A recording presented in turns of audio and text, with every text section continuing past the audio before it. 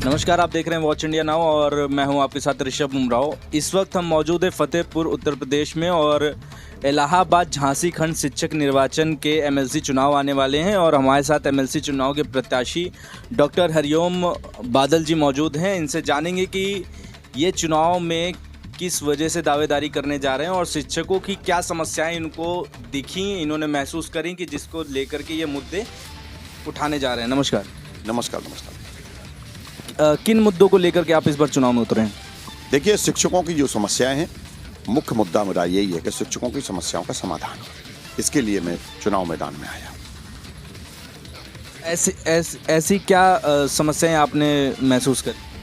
देखिए, शिक्षा के क्षेत्र में 3 तरह की व्यवस्था है: गवर्नमेंट, एडेड और स्वावित्त पोषित। स्वावित्त पोषित योजना के अंतर्गत जो शिक्षक कार्यरत हैं उनकी अनेकों समस्याएं हैं। एक तो उनका निश्चित सर्विस की नियमावली नहीं है, ना ही उनका कोई गवर्नमेंट की तरफ से कोई वेतनमान है।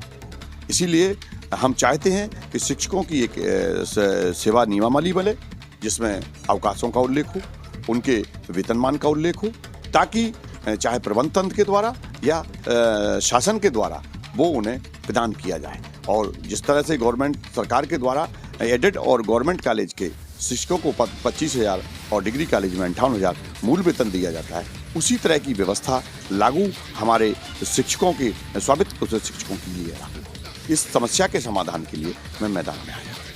तो आज आप फतेहपुर में शिक्षकों से मिले तो क्या लगा आपको? क्या उम्मीद है फतेहपुर के शिक्षकों? देखिए, शिक्षकों की जो स्वावित्त पोषित योजना के अंतर्गत शिक्षक हैं वो एक आस लगाए बैठे हैं और कोई भी विधान परिषद पहुंचने के बाद उनकी तरफ ध्यान नहीं देते हैं और ना ही उनके समाधान के लिए कोई विकल्प आया। इसके साथ साथ हमारे एडेड और गवर्नमेंट कॉलेज में जो नवीन शिक्षक हैं उनको एक एनपीएस के तहत न्यू पेंशन स्कीम में जो पेंशन मिल रही है उसके स्थान पर उनकी सबकी इच्छा है, हमारी इच्छा है कि उन्हें पुरानी पेंशन ओपीएस मिले, ताकि वो भी रिटायरमेंट के बाद अपना जीवन व्यवस्थित तरीके से जी सकें। शिक्षक विधायक हैं तो उसमें उनमें और आप में क्या अंतर है?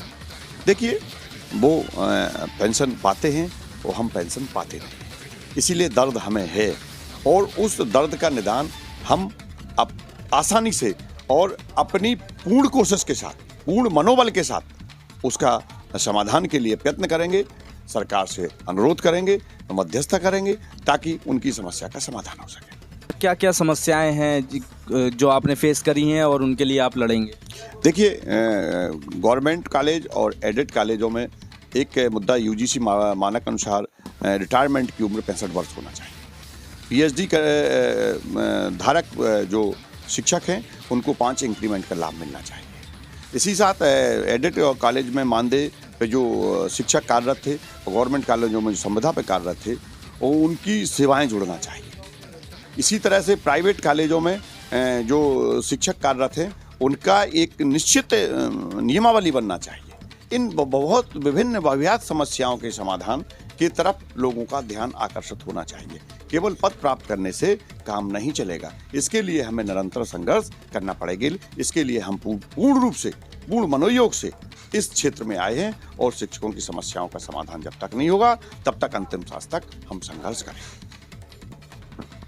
जैसा कि आपने सुना, अभी हमारे साथ मौजूद थे डॉक्टर हरिओम बादल जी और इनका कहना है कि जिसके कांटा लगता है वो दर्द उसी को होता है और इसीलिए जो शिक्षक की समस्याएं हैं उनको ये अपना उठाएंगे और शिक्षकों की समस्याओं के साथ हमेशा खड़े रहेंगे। सत्य के हाशिए पर खड़े हैं हम, सत्य के संग असत्य से लड़े हैं हम, सड़क से सत्ता तक पैनी नजर रखते हैं हम, परत दर परत खबरों का डीएनए करते हैं हम। एक नए अंदाज में देखिए वॉच इंडिया नाउ।